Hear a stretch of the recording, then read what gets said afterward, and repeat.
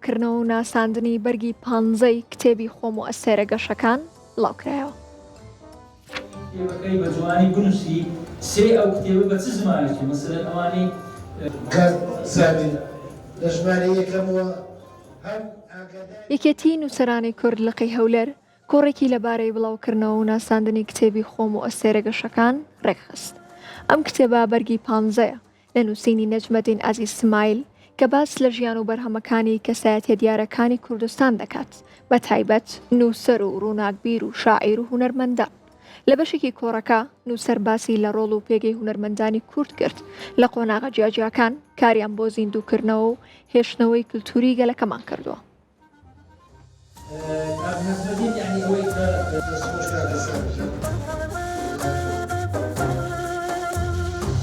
ئارشیف و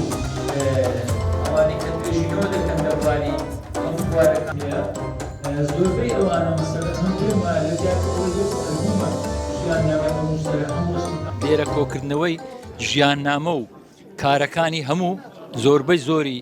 نووسەر و هونەرمەند و ئەوانەی کە خزمەتی ڕۆشنبیری کوردیان کردیا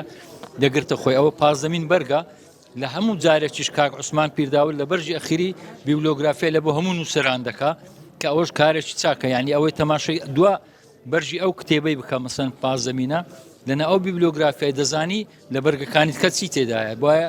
ئەم پێم وایە ئەوە کارێکی زۆر گرنگە بۆ ئەوانەی لە دوو ئەرشیفی کوردی دەگەڕێن، چونکە زۆر جار ئەو مەسەلەن ئەوانەی توێژەرن لە دوو ژیاننامەی کەسێک دەگەڕێن، نووسەر بیش هونەرمەند بی یان ڕۆشنبیر بی، پێویستیان پێیتی ئەو کتێبە دەبتە سەرچاوەیەکی گرنگ بۆ کتێبخانەی